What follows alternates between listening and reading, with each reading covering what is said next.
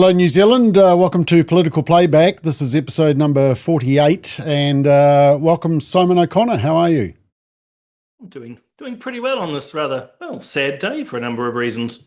Well, it is a sad day, and we are going to focus a little bit on that because it's got political implications. People say, well, what's it got to do with New Zealand? The death of Charlie Kirk, the assassination of Charlie Kirk, and many people have heard about that. Seems to be one of the main stories today on the media. And look, today we are going to just allow you to have your comments as well. So if you'd like to make a comment about the whole Charlie Kirk issue and political discourse and free speech and just all the implications of what we've seen today, then come onto Facebook, the Family First account on Facebook or on YouTube, and then it'll come through to our computer right here. But of course, you may be watching elsewhere on X, on Instagram, on Substack. We're live streaming to a whole lot of places, so that's okay. But if you'd like us to see your comment, come onto YouTube Family First or come onto the Facebook Family First page as well. Simon, total devastation, I'd say. I think for many of us, we were really shocked. We heard the news that Charlie Kirk had been shot in Utah at a university gig where he was outside. He was sort of taking questions and answers, discussing with people. And then, of course, the news came through that he had died from the injuries. Where were you when you first heard this, and how did you feel when you heard this news? I was actually just waking up, and as is my habit, I grabbed my iPad just to review the news, and I was actually doing solid ground this morning, Bob. So probably like yourself with Daybreak, I just always do a quick, wake up earlier and do a quick review. And I was struck nothing on the Herald or Stuff, which at one level is not a complete surprise. But when I got to the BBC, it was like, oh dear. And, obviously at that time, the footage, not through the BBC, but was available elsewhere. So just absolutely tragic. So, yeah, it was early morning here for me. Yeah. And, of course, then a lot of the videos started to go around. There was this beautiful one of when Charlie was recently on TV and his little girl comes running up to him and says, Daddy and stuff. Just lots of these family photos. A recent post of his: get married, have kids, stop partying into oblivion, leave a legacy, be courageous. Happy Sunday. God bless all the parents out there. There was a lot of really positive statements like that. Were you into Charlie Kirk? I mean, did you watch a lot of his material and read a lot of his material? Short answer is no, not a lot. Was I aware of him? Yes, because probably like a lot of people, particularly if you're in the more conservative space, the things like Facebook and Instagram, LinkedIn will serve up similar content. So a lot of his short videos and stuff popped up onto my feed, but I wasn't someone who was following him religiously. But I just thought he had a lot of, actually I was going to say he has a lot of good things to say. There are odd things I didn't like, but at the end of the day, he was actually just talking mainstream conservative and Christian values. And that's one of the first things to point out, Bob, of course, is he's been already vilified, obviously in months and years prior, but even today has been some sort of far-right activist, which is appalling. Well, I mean, some of the media coverage has been shocking. I did have a go at the Herald because they posted this today, right-wing force and a close Donald Trump ally dies. He died at 31. It's almost like he died of natural causes. Not, did they realize that JFK was assassinated? It's kind of like the media are still keeping up, or is that just the kind of bias? Actually, just before you comment on that, Simon, I was listening to News Talk ZB this morning, and this is how they described Charlie Kirk. But he's the founder of Turning Point. Turning Point goes back to 2012. He's part of the disinformation campaign on Biden, on COVID. He's one of those guys, but he is close with, the Trumps. He's close with the Trumps, and he's the disinformation king, apparently. It was pretty galling to watch some of the media coverage, wasn't it? It is. And excuse me, this is the bias that you and I talk about a lot. And, I think viewers probably know this already, but they really have to take it home. And the tragedy of today's assassination emphasizes it, is the media will choose how to curate the news to you. Rest assured, had this been a 31-year-old left-wing activist, you would be having wall-to-wall coverage. There would be no doubt that it was an assassination. So taking that New York Times headline published also in the New Zealand Herald, completely deliberate and downplaying. The man did not die. He didn't choke on a meatball or, had a heart attack. He was shot through the neck. Yeah. So they're making a deliberate choice there to just fudge what's going on. And Hosking's comments, along with a whole lot of others, are implicitly saying it's okay because he's right-wing, because he's Christian, because he's a white male, because he's conservative, he deserves it. And that's one of the shocking elements. And this is why it still applies to New Zealand, because similar things are said here in the dialogue, or if you can even call it that. Yeah.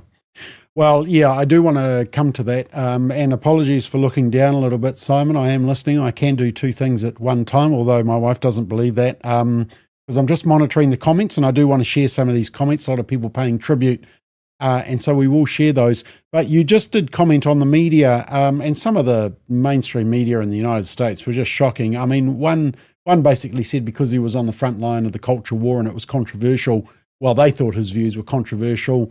That was the problem. This is what CNN said. David, dovetailing off Brian's point about Kirk being something like a modern day Rush Limbaugh, he is not without controversy. He's taken a lot of controversial positions when it comes to the culture war. It's part of his brand. Yeah, so that's CNN's interpretation. Probably the worst was MSNBC, which is just a complete trash news media outlet. And this was the response. Basically, it was Charlie Kirk had it coming. But following up on what was just said, he's been one of the most divisive, especially divisive younger figures in this, who is constantly sort of pushing this sort of hate speech or sort of aimed at certain groups. And I always go back to hateful thoughts lead to hateful words, which then lead to hateful actions. Yeah, so there was a number of examples like that. Unfortunately, the media haven't helped this situation by constantly referring to or repeating comments made by unhinged comments about Trump being Hitler and all those negative type of statements. So I guess we shouldn't be surprised, should we? I think you're being very generous, actually, the mainstream media. I think they are complicit and they are accessories. Just those two sets of comments are appalling and are fueling what happened here. They're complicit in this. And for at least two reasons from what you've shared. He's not controversial. They call him that. Believing that marriage is between a man and a woman, believing in the rights of the unborn child, and being proud of one's Christian faith. I mean, you can run around with Islamic flags and that's fine. He was proud of being Christian. That's controversial, supposedly. And then the second guy is completely fueling this, that, he says what we deem hateful and therefore we should kill him. That is very much the progressive and far left mindset. It's not that your ideas are wrong, it's that you are dangerous and so we'll kill you. It's as simple as that. And you've seen, you're not going to share them, but on social media, these unhinged lunatics celebrating this guy's death, including here in New Zealand. By the way, some of these people will be marching across the bridge on Saturday for their pro-Hamas rally. It's quite sickening, and why this relates to New Zealand, Bob. We have these same unhinged people in media, academia, and politics as well. Tragic. Yeah. Let's just have a look. The comments have been piling in, as you can imagine already. Let's kick it off. Susie says, rest in peace, Charlie Kirk. Nancy Margaret says, a sad day indeed. Jesus King says, New Zealand Herald published some gutter journalism about Charlie today. Disgusting. I mean, there was lots of, I saw one article in the New Zealand Herald talking about the hard right. So we've gone from the right to the far right to now the hard right. I mean, they could never define what they're talking about. Dee Dee says, this may be the shot that was heard all around the world. There certainly has, that's interesting comment by Dee Dee there. And I mean, he's getting at the point that there has been worldwide attention on this. And I think it's kind of like people are looking at democracy and civil discourse in the United States and just saying, wow, the culture's in a really dark place. And that would be a fair statement, wouldn't it? It would be. I mean, I wrote a Substack earlier today where I talked about the continuum of violence I'm not trying to conflate words with physicality, so physical violence versus insulting someone. But the continuum of violence sort of starts with that deep platforming, cancel culture, then into protest and harassment, and then right, obviously, at the Charlie Kirk end now, where they shoot people. And we are seeing from the progressives at different stages in different countries are on that continuum here. And so in New Zealand, just to link it back, so people really understand what happened there is tragic. We haven't fortunately had assassinations here in New Zealand yet, but we had the violence against women with Posey Parker, the violence directed towards the Inflection Point conference. A number of us, myself included, have been deplatformed from speaking at universities. The media, as you say, being hard right is one thing. Being for marriage in the traditional sense is not. And that's the media playing it. Yeah, great. That's, here in New Zealand, the constant threats of violence, and then what they call the lawfare. We have the conversion therapy bill or law in this country, so you can't talk about gender. We have a law commission now who wants to criminalize anyone who believes in biological reality. So we're well on that continuum. And so it's good to talk about it and to expose it more. Okay, just a few more. Where did I get up to? Jacqueline says, so sad, a man of God. Philippa says, we've lost a wonderful advocate of free speech, speaking the truth. He spoke hope into the lives of young people. Robert says the left media is sickening. Jenny says he will have people he has influenced take up the mantle. And totally agree with that. Peter says he was close with a democratically elected president. The problem, Peter, is that it wasn't the president that the left culture like. Mike says, a tragedy, but we could approach this with forgiveness because we have been forgiven. That's true. DD says, so conservative patriotic views are divisive. Well, that's what they say. Eros says, the bias of the mainstream media and the dismissive and hateful attitude towards Charlie Kirk has been wild to experience today. It's been crazy. And I think that is true. I mean, if you go on to what's that radical platform that I'm on just to wind up the left? Sky. But Blue Sky, thank you. Yeah, I mean, some of the stuff on there has just been absolutely disgraceful.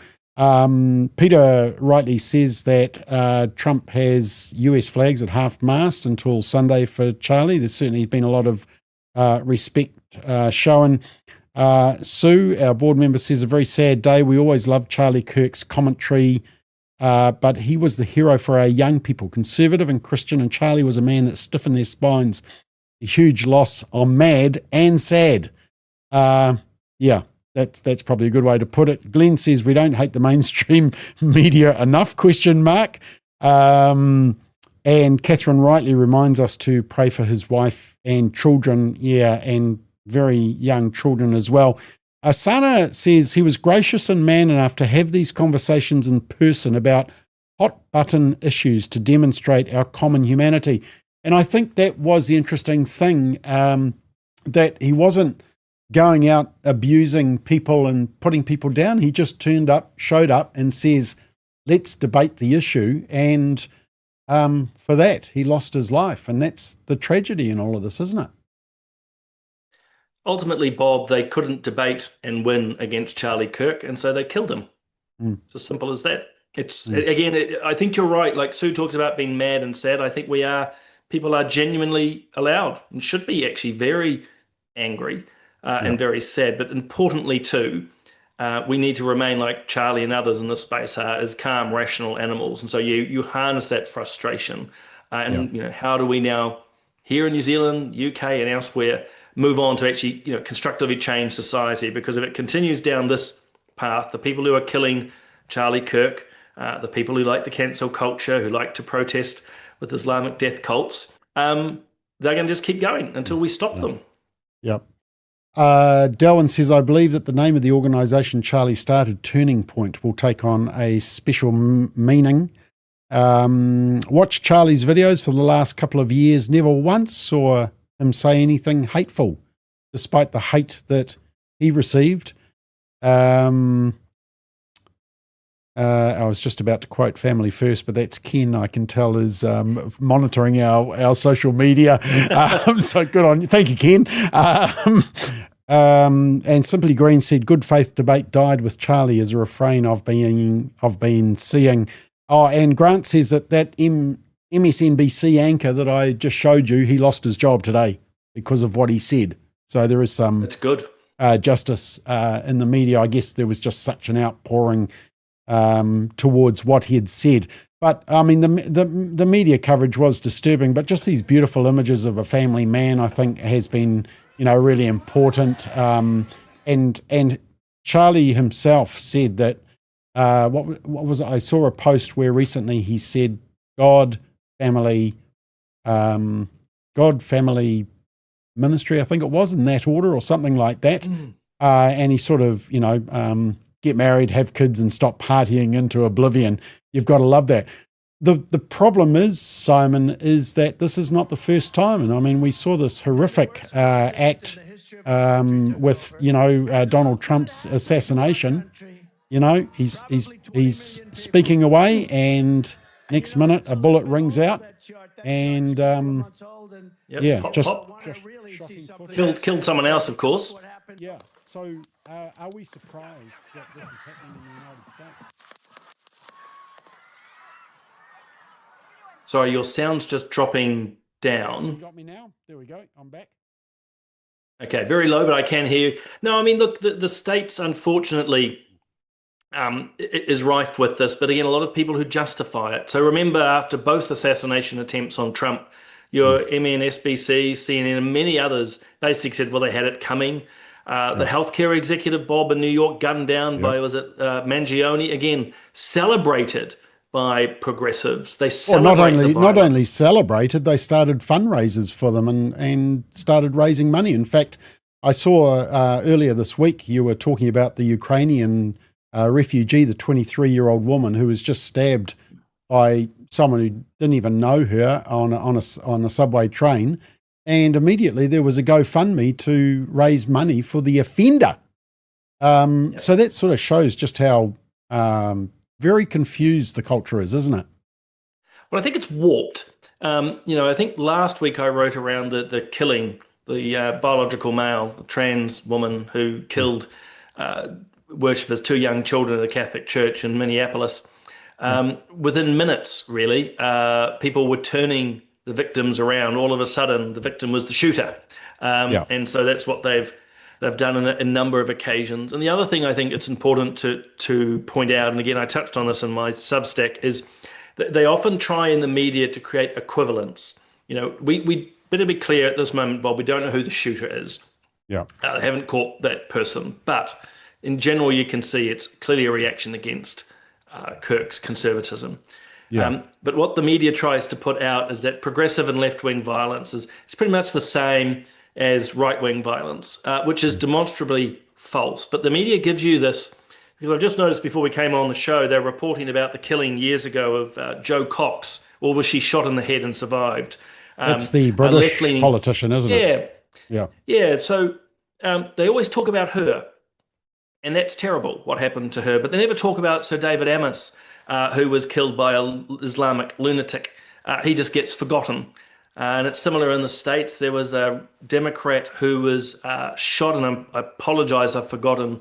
I don't know if it was a he or she. I remember a Democrat lawmaker was shot. Absolutely terrible. They talk about it all the time. They conveniently forget about 6 months earlier, a Republican, I think, senator was shot while watching a baseball game. So it's selective media as well. So not only, the appalling stuff that you've shared from CNN and others, but also they're very selective. Charlie Kirk's been killed. Let's go and find a couple of left-wing examples of victims and then try to conflate it all, when actually what we have is a rising tide of far left-inspired violence, and society has to grapple with that. Yep. I want to just bring this closer to home, but just a couple of other quick ones. Muddy Waters says Charlie Kirk is a martyr. Rest in peace. May the Lord take care of his family during this difficult time. Delvin says, I remember when Keith Green's death had an impact on our generation. May Charlie be a seed planted for God's kingdom in this generation. And Simply Green says there's some compelling evidence that it was a professional job. Yeah, I mean, more information to come. I think we'll probably find out about that. Look, I just want to bring it closer to home, Simon, and my concern is that the kind of violent rhetoric in politics has seeped its way into New Zealand as well. And unfortunately, I have to point the finger at a particular party. I mean, you've got the Pati Maori co-leaders saying that the government wants to exterminate Maori. You had this post where, what's his name, Rory Waititi said that he wanted to give Seymour an effing hiding, and that, you know, that's what he was doing, as he was thinking about as he was mowing the lawns. We also had this nationwide activation against the Treaty Principles Bill. I mean, that, you know, that's not exactly peace-loving imagery there. And of course, then you also referred to the response to Posey Parker and the, you know, peace-loving people who physically, I mean, if she wasn't being protected there, I wonder whether she would still be alive. I mean, they don't exactly seem to be loving. And then, of course, there was this shocking example, which I posted today, just to remind people of One News, the breakfast show, when a couple of years ago they did this. This is great. Okay, Donald Trump's here, so let's say Donald Trump. It doesn't hurt. Put him down there. Or Does it have like a laser? I'm not sure it's actually that far. I feel like there needs to be a laser on this thing. Or do you, Well, okay. this is. Oh! Hey! Charming. So I guess the question is, Simon, have you seen evidence of this kind of violence rhetoric seeping into New Zealand, and what effect is it having? I mean, I think it's quite divisive and quite concerning. Well, it is, and it's primarily from the left, mostly from the left. It's not to say there isn't some from the very far right. You have radicals in all politics, or the fringes, but most of this, the majority, is coming from the left. And you use some really good examples there. I mean, ultimately, well, even recently, sorry, my mind jumps back. You had that Maori MP, terribly racist comments while talking about the treaty and partnership, is basically saying, but we don't want any ethnic people in this country except Maori. I mean, you couldn't get more divisive and racist. You've got the Green Party running around calling for intifada and the elimination of the Jewish people. What more evidence do people want? And it's that, again, continuum of violence that I referenced earlier. And so we're just trucking away in that regard. And it should worry people because at the end of the day, no matter what you thought of this guy's views, Charlie's views, he was a young man, a husband and a father to 2 kids, and they killed him. And so that is the level of where things are. And that's why, again, it's a continuum, Bob, because actually, being deplatformed's not killing, of course, but again, it's trying to silence you. And ultimately, and others have made this point, those on the far left want to completely dismantle the systems that we have in society. And if it is done by basically anarchy, by destroying relationships, they'll do it. They want to burn the whole place down and hope that they can rebuild their utopia. Okay, Peter Lloyd says, defund mainstream media and problem solved. Look, I just think all media should be commercially based. Radio New Zealand, One News, they are left to survive on a commercial basis, and if they can't, so be it, and new media will rise up. I think that's probably the best. Lots of new people online today, which is really nice to get your comments through. Bailey, who says the left is losing. They know it. This is the result because they can't debate common sense or anything that goes against their shallow entitlement. Kevin, I think, is referring to the death threats here, says, yes, Bob, but Helen and Jacinda had death threats as well. I just want to touch on that, Simon, because you got your share of death threats, didn't you? But it wasn't front page news. No, because again, it doesn't suit the narrative. We've talked about it on here before. So your Jacindas and your Chloe Swarlbucks and others go run into the media when someone looks at them wrong, and the media quite happily runs it. Oh no, but when I got a death threat, I went running to the media, but they ignored me, Simon. So that's the difference. We got a death threat during the cannabis referendum. Registered it with the police, but yeah, there was no comment. So media weren't interested, too conservative. Yeah, the last big one for me was death and rape threats during the conversion therapy. And, be honest, I didn't go running to the police. It's not my nature. Was that from the Diversity and Inclusion Brigade? Oh, of course it was. The loving, kind, tolerant, open groups. So, it is what it is. But I think the big thing is death threats to any person or group is wrong. That's the first thing to say. But the second is, again, media curate the news. Death threats to someone like you and me, they don't care, even if we didn't talk about it. But it's someone like the Greens, it suits the narrative because they trade on victimhood. The more they talk about themselves as victims, the less they have to talk about their policies. Mike says, can't believe people are celebrating his death and mocking people's prayers. Interesting that Mike just refers to that, because remember with the shooting at the Catholic school, people immediately responded with our thoughts and prayers with the families implicated. And of course, then they were mocked and said, keep your prayers to yourself, basically. Those same people are actually saying, they're trying to be nice and say, actually, yeah, you can pray. So apparently prayer is back in. It's sort of when it suits them, which I thought was interesting to watch. Ginny Rose says media seems to be a genuine problem with their bias. Simply Green says, oh no, I already did that one, didn't I? Yeah, okay. Did I get them all? Yeah, Simply Green says, I've had death threats and I'm a nobody. I don't get multiple news reports. And Sana said, not forgetting that I've had death threats. Yeah, Rusty says the right is slow to anger, but definitive when the gloves come off. I mean, what would you say to the statement that it seems to be only the left that demonstrate this sort of violent discourse and it doesn't come from the right? That wouldn't be completely true, would it? Because we do see far-right groups who demonstrate a level of violence as well, like the Nazi groups in Australia that were protesting. So it does come from both sides, doesn't it? Oh, absolutely, it comes from both sides, and we touched on that earlier. It's not literally black and white, all left-wing, no right-wing. It is both, but to say it's the same is wrong. Or rather the level and the frequency. It is quite disproportionate. If you just think about America in the last few months, the protests against ICE, the BLM riots, the place of Antifa, the intimidation of women's groups, the intimidation of pro-lifers. This is not happening by far-right groups. This is the far left and the progressive left.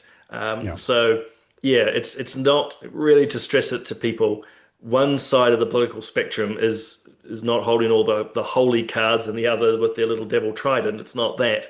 It's just completely disproportionate. The amount of violence coming from the left is terrible. And yet they're the ones who are always accusing others of what they themselves are doing. And interesting case just this week or last week, all that tagging and graffiti and vandalism of Christopher Luxon's office. They found the perpetrator, and it was a pro-Palestinian lawyer in Auckland, a barrister, which Hannah Swinland, her name is. It's pretty disturbing when you get to that extent where you go around and vandalise politicians' buildings. I mean, because you know what the next step is in terms of those actions, eh? Yeah, well, I referenced her again in the Substack today because I'm sorry I keep repeating it, but people, I think, need to understand that there is a continuum of violence, and we've seen the extreme end with the assassination of Charlie Kirk. But the same moral certainty which drove that killer is the same moral certainty that Hannah Swinland and others have, that, they are above the law and it's perfectly okay to go and deface not just Luxon's office, but multiple political offices over multiple nights. It's that same moral arrogance that you see in the likes of the Greens and Te Pati Maori, that they think the law and the rules don't apply to them. It's the same arrogance which leads people to be painting, red Hamas triangles on Jewish facilities and so forth to deface war memorials, so sure of themselves that they are above the law. And ultimately, Bob, worryingly, they believe that the end justifies the means. And it's, again, why you end up with a tragedy, which is someone like Charlie's death today. Yeah. Lisa says this is what comes of seeing words as violence. They respond with actual violence. And I think that's the key point, isn't it? That when people talk violent, there's a very fine line between when people take it to the physical extreme. I did just while you were talking, I did just download this video that I wanted to play of Charlie in an interview, which I thought summed up his life. How do you want to be remembered? I mean, if I die, hang on, I haven't everything just goes away. How would you, if you could be associated with one thing, did that come how would through? you want to be remembered? No. I want to be remembered. Okay, for, hang on. for Technical issues. I'll come back to that one when I find that it. would be the most important thing. Most important thing. Can you hear that, son? Yeah, we can see it. It's on the screen. Could you hear that? What he was saying? I'll just play it again. I could hear it. Oh, yeah, okay. Let me play it one more time for me because I'm deaf. How do you want to be remembered? I mean, if I die, everything just goes away. How would you, if you could be associated with one thing, how would you want to be remembered? I want to be remembered for courage for my faith. That would be the most important thing. The most important thing is my faith in my life. Mm. Well done, good and faithful servant is all I can say. You know, he's been an amazing example, and he has paid the price. And you know, we really encourage people to pray for him. And I mean, just before we leave this topic, Simon, I mean, how do we prevent New Zealand going down this same track? It's a difficult one, actually. I mean, it's a great question, but it's a difficult one. I mean, it really is respectful conversations. And so I suppose it behoves, you know, those of us tuning in here, and as much as yourself and myself, Bob, as we keep having respectful conversations. But I think more of society needs to call out the poor and bad behavior to actually expect better. So everything from, I'm not trying to pick on these particular individuals, but it just illustrates the point. But, you know, the Parliament, the Speaker of the Parliament needs to establish more order. Our police need to actually step in, as they failed to do with Posey Parker, and also to stop a lot of these rather violent-oriented protests that we have here in New Zealand. And in general, people just need to start speaking up.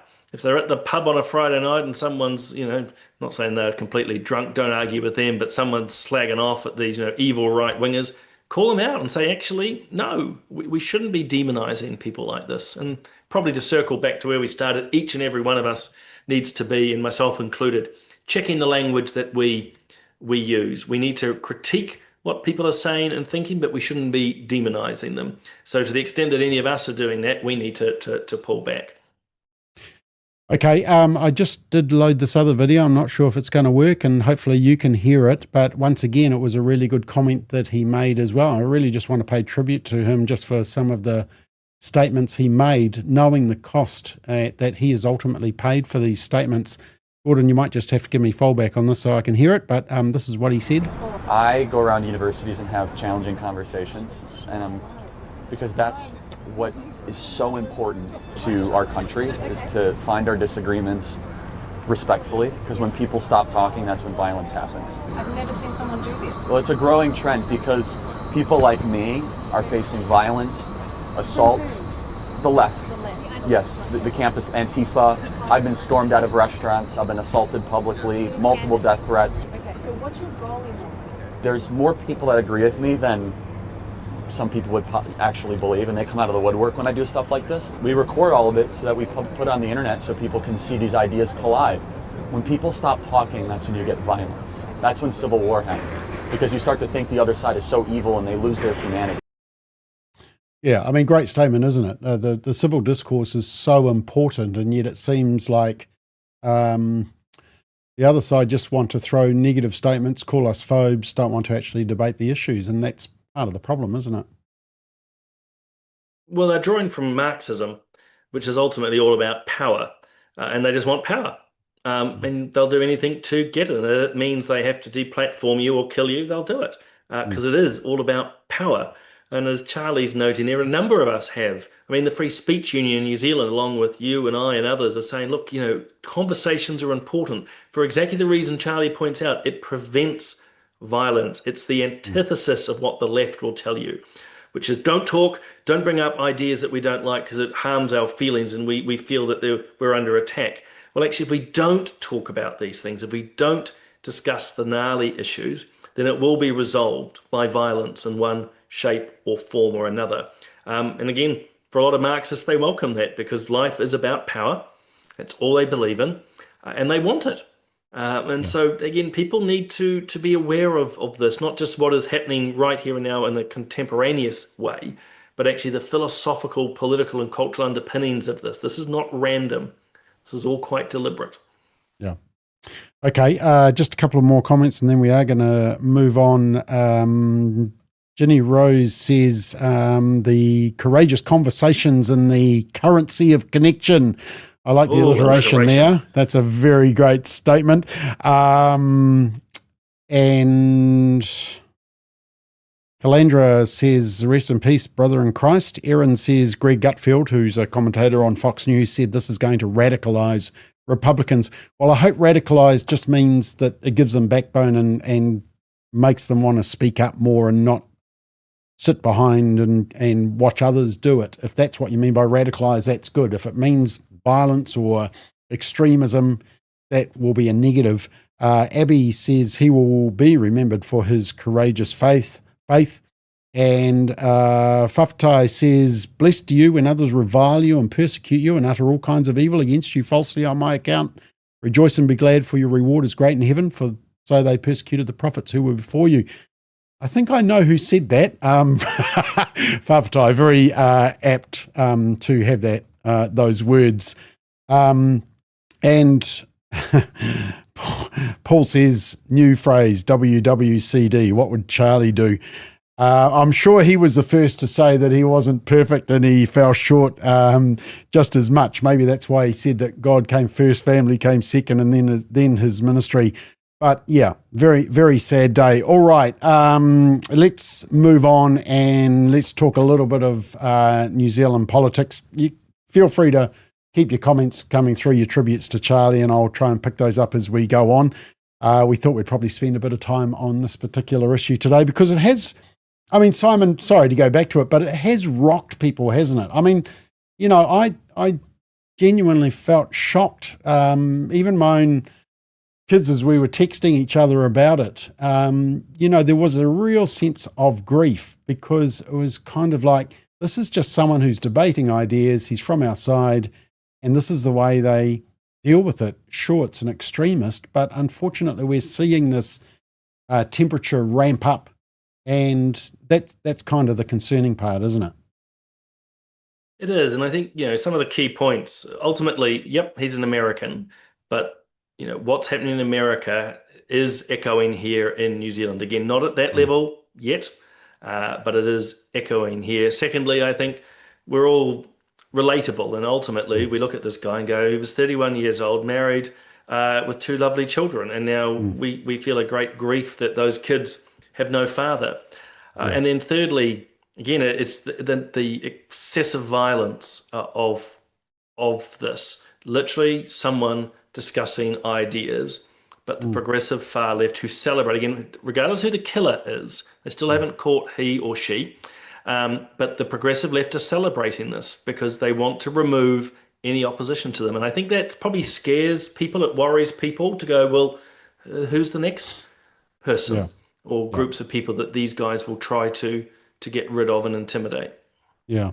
Lynn says, I'd say that Charlie had courage at a cultural tipping point. There we are. That's a very good phrase. Where did you get that from, Lynn? That was the theme of the forum on the family. Minty says, decent people are appalled and very sad. And I think that's the interesting thing, is that irrespective of people's beliefs, whether they're from the centre left or centre right, there was just a real concern about the fact that this even happened, that this was how people dealt with disagreements. Viv says... Well, again, if people are coming across, even friends and family, who think this is justified or it's karma or some cosmic righting, as in things becoming right rather than incorrect, then there's something wrong with those people.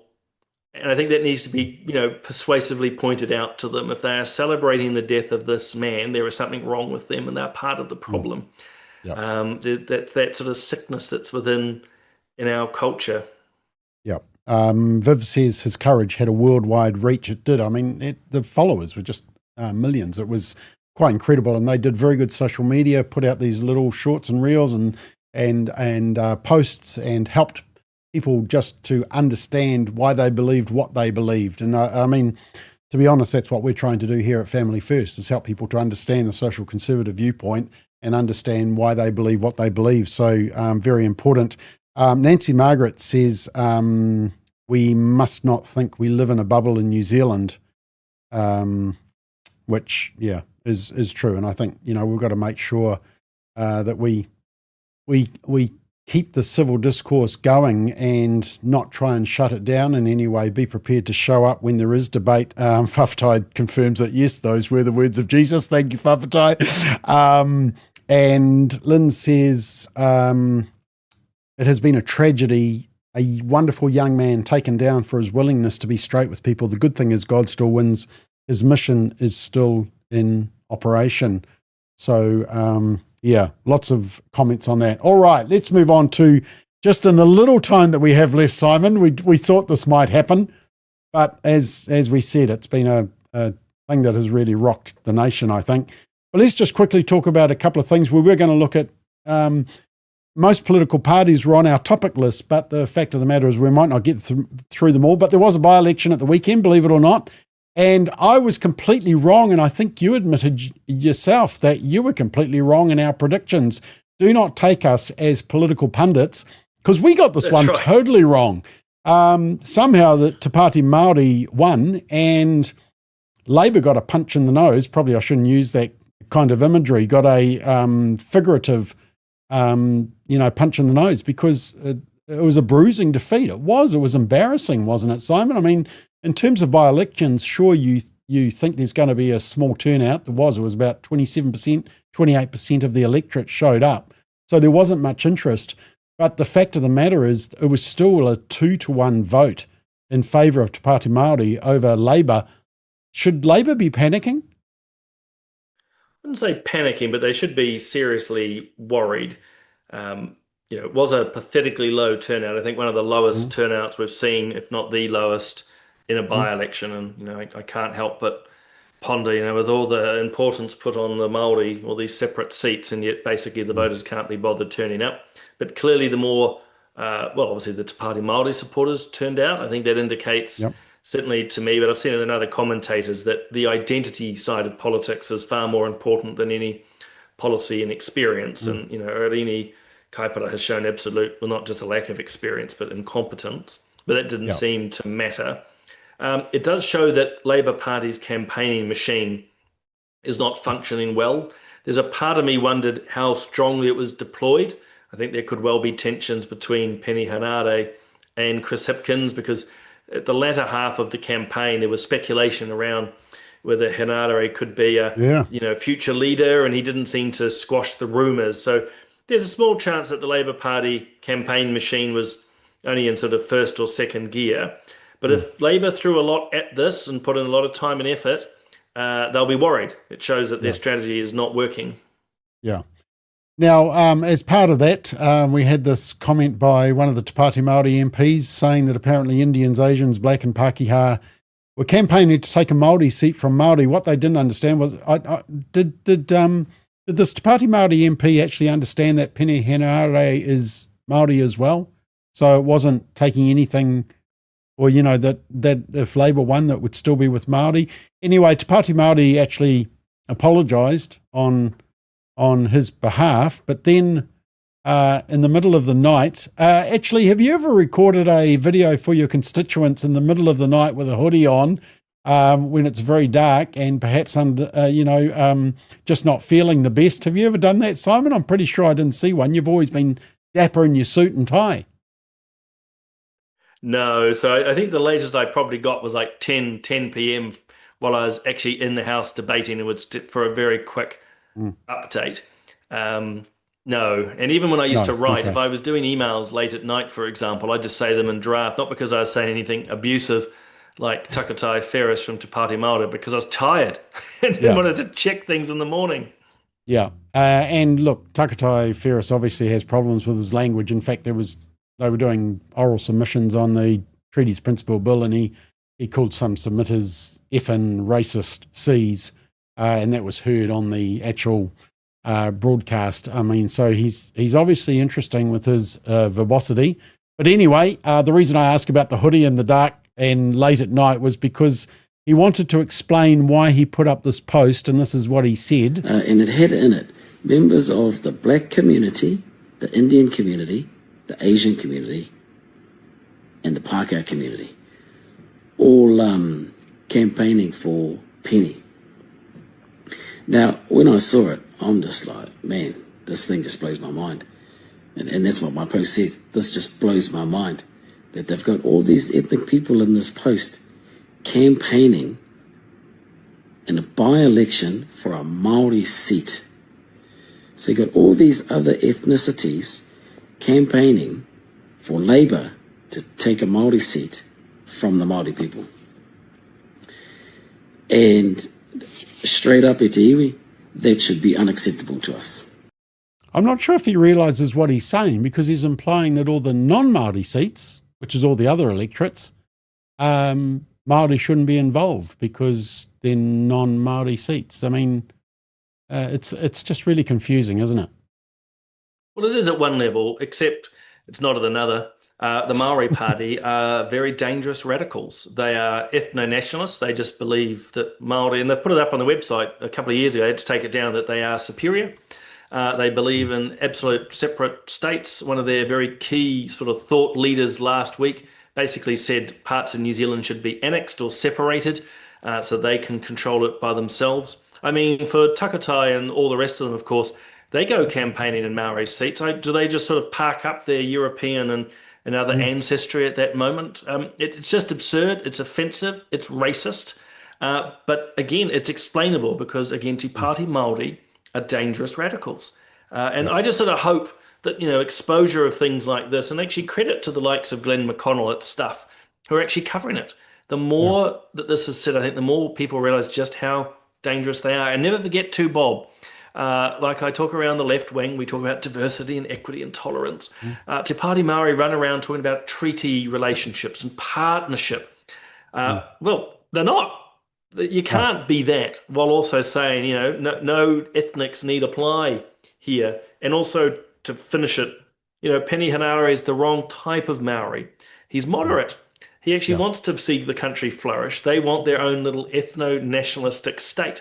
It's absolutely nuts, and it's unacceptable in a modern democracy. Look, I'm also monitoring my own Facebook page, and so these comments don't come through, so I can't put them up. But Joz says he's also saying that Labour Māori are not real Māori. It's kind of like saying if Pene Hanare had won the seat, it's almost as though he's not a real one. But Deborah makes a good point. I just want to run this by you. So Deborah says it's not okay that someone is in Parliament on the strength of a 27% turnout. Unfortunately, most of our mayors around the country are in office, and our councillors on about the same turnout. That's just the price of democracy, isn't it? Those who show up get a vote, and those who don't, and we get the result. Yeah, it is. And I understand what Deborah's saying, and we need to take it into account, including too, just look at how much influence something like the ACT Party or even New Zealand First have in this coalition for a very small vote. But you just have to do a very quick thought experiment and go, well, okay, where is the threshold? Is it 30? Is it 35? Is it 50? What is it? And I don't think we could ever agree that. And then, practically speaking, if we said, okay, you have to have 35% turnout, well, what happens when we fail? You just end up with seats which sit empty for probably months and years as we struggle to get the requisite number of votes. So I certainly understand what Deborah's saying and not taking away from it. But, when you just take a step back and go, well, how would it work? Otherwise, there isn't an easy answer. As you say, it's the price of democracy. Okay, we're fast running out of time. I do just want to cover this. Benjamin Doyle resigned from the Green Party. I just want to play you the One News coverage just to show how much they're into the ideology with the preferred pronouns and the kind of excuse making for what were legitimate concerns around Benjamin Doyle's postings. Have a watch. To this point.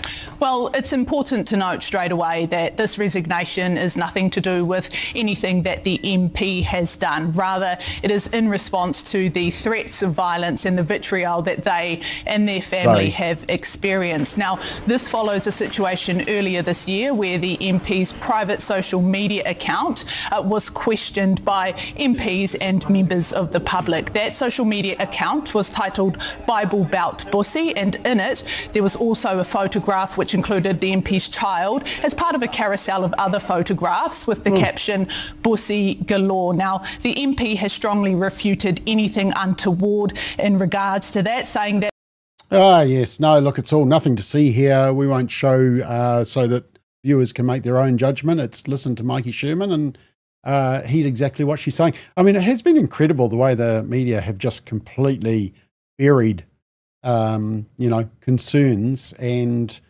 basically played the victim card, because I'm pretty sure that you would have received some pretty vitriolic emails in your 12 years in Parliament as well. Have you collected them? I know I'm not someone who does. I let this stuff just brush off me. So most of it deleted and gone. I just couldn't be bothered with it. But, what you're hearing through Mikey Sherman there, and even the Green narrative, it's all gaslighting the public. There are questions to answer, and they haven't been answered adequately, including just of what it says about one's character. There's no evidence, really, and I'd like to see, I don't know if police can, but it would be nice to know about these threats, just how many were there of substance. It just seems all very convenient to, again, make him the victim and distract all of us. And also, Bob, for the record, I don't buy his excuses of why he's leaving, to be honest with you. I don't buy them at all. So you think there's more behind the story that's yet to come out? Is because somebody actually just said that, commented on that. Did he jump or was he pushed? Nancy Margaret asks. What do you say? Look, I've got no evidence or great insight into the man's life and behaviours, but I just find it very strange. Yeah. Well, if I did, I'd be down at the police station letting them know. But no, you fight very hard to get into Parliament. And simply I found the vitriol a bit too much and my child asked me to leave. It doesn't wash. I'm afraid it just does not wash with me, just to walk away. So something's not quite right. And by the way, that doesn't imply a conspiracy or anything criminal, but the excuses is put for why don't wash. But again, a complicit media, very happy to run those lines, including, it's a private account. Well, if it was private, why have so many people able to get access to it? And why did the Green Party tell him to take them down before he entered Parliament? So they knew it was going to come out. Look, we've got about 4 minutes left, and I do just want to, we've talked about some left-wing parties, so I just want to show that we're balanced, and we'll have a talk about a right-wing party, and just the latest polls. Up the top there, you can see Labour and National fighting it out at the top. Of course, immediately then the statements come out that, rolling Luxon is on the cards. The media keep pushing that. Like I say, my theory, Simon, is that this is polling since the beginning of last year. Luxon has been the most preferred Prime Minister. Every so often, Chris Hipkins jumps above him. Hope you like my graphics. Not mine, I stole it from your mate Glenn McConnell from Stuff, actually. So there we are, some good reporting coming there. But you can see that they're both sort of up the top there, and Christopher Luxon never kind of breaks that 20 to 25% preferred Prime Minister. But the fact of the matter is National still seem to be holding the top. So, I mean, the media are still pushing that he's going to be rolled. How likely? I mean, I know you're not a betting man because you're not into those vices, but if you were a betting man, what's the likelihood of Luxon being rolled before the next election? I put it at 0%. I think it's unlikely, but I don't think it's completely off the tables. There is at times, unfortunately, sort of a self-fulfilling prophecy, and the more the media talks into this, whether it's on any good basis or they really just want to stir things up, the more it's been said, the more the polls, particularly around the party vote, I think you're quite right to illustrate that Luxon's, popularity has pretty much been, very low but steady. It hasn't dipped. But it can make MPs nervous and as I say, sort of a self-fulfilling prophecy, which then meets ambition. Who else is ambitious in that caucus who thinks, you know what, I could do better, I could have a crack? So it's probably not likely, but there's still a chance. And I would just point out for the record, I am Catholic, and I may be known to occasionally, when my late father go and put a few dollars on the TAB. By the way, it's the anniversary of my father's death today as well. So there we are. Okay. He enjoyed a flutter. Rosie says, shouldn't we be asking when's Chipkin's going to be rolled, leader of Labour? I mean, it's a very good question as well. And just to finish off with, a Cuckoo says, great graphics, Bob. I'd love to take the credit for that, but actually it wasn't my graphics, so sorry about that. Look, we are right on the hour mark, so we are well out of time. So many topics we could have talked about. Maybe we'll do it next week, Simon. But thank you. And yeah, it's been a pretty tough day for everybody, so take it easy tonight. Hug your family, hug your spouse, hug your kids. Just so important. So thank you, Simon. And I'd just like everyone to know, record crowd watching tonight. So thank you. We'll be back next Thursday night, and I'll be on tomorrow morning for Daybreak at 7:30. So until then, have a great night.